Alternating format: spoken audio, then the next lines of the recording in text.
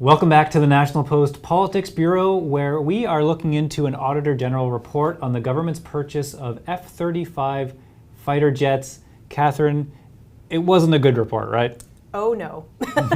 It's what everyone will remember at the end of this day. So there were 4 reports. The one we're mostly talking about today is the one on the fighter jets, so that would be report number 2.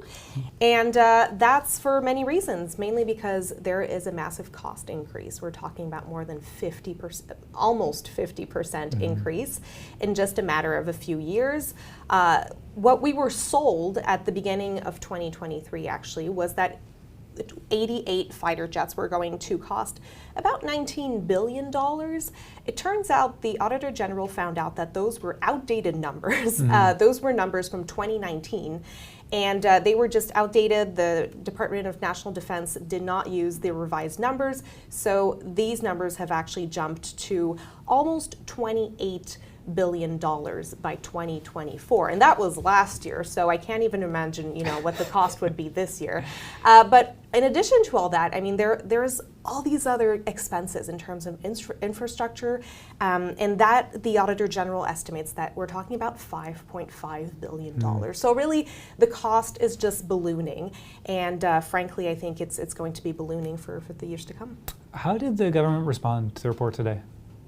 Well, it actually defended itself by saying that they started a review that was actually initiated by Prime Minister Mark Carney. He asked a few months ago to actually start a review to see if there might be alternatives to maybe the F-35s, because as we know, they are made in the United States.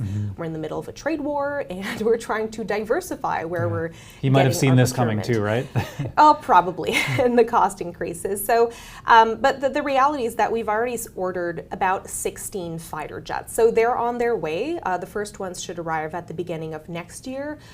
So we're committed for 16 fighter jets, and what the Minister of National Defense, David McGuinty, said is that we'll get 16 and we'll see. But this report, this review is supposed to be coming out this summer, so we should see what the recommendation will be. Maybe the government will decide to go another way and to decide to scrap the rest of the F-35s and start a new process to try to get a European alternative. So do you think that's actually possible? Do you think the government is actually considering getting rid of the rest of these planes and going somewhere else? I mean, I think they're looking at all the possibilities, right? What the minister was saying today is that actually so many other countries have actually also purchased F-35s and have also seen massive increases, because of inflation, because of global factors. So, Canada is not alone in this. And so, the reality is that we also have this very old fleet of CF-18s that we really urgently need to change.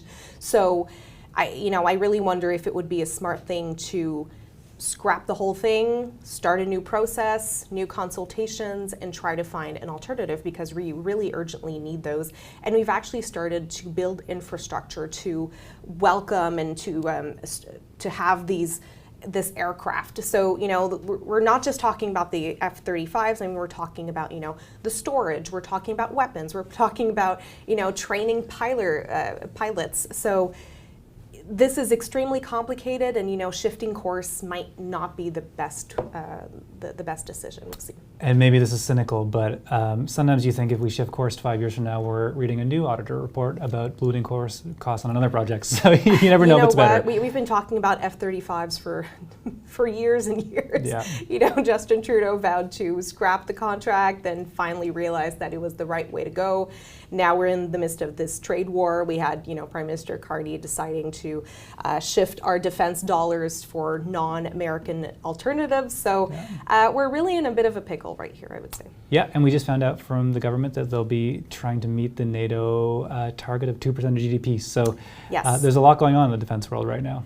Absolutely, and frankly, that we're investing a lot in defense. I think the government wants to move very, very fast, but I think I don't know if DND, the Department of National Defense, is ready for all this money and to spend it as quickly as the government would like to. Okay, we'll find out. Thank you, Catherine, and thank you very much for watching. We'll see you next time.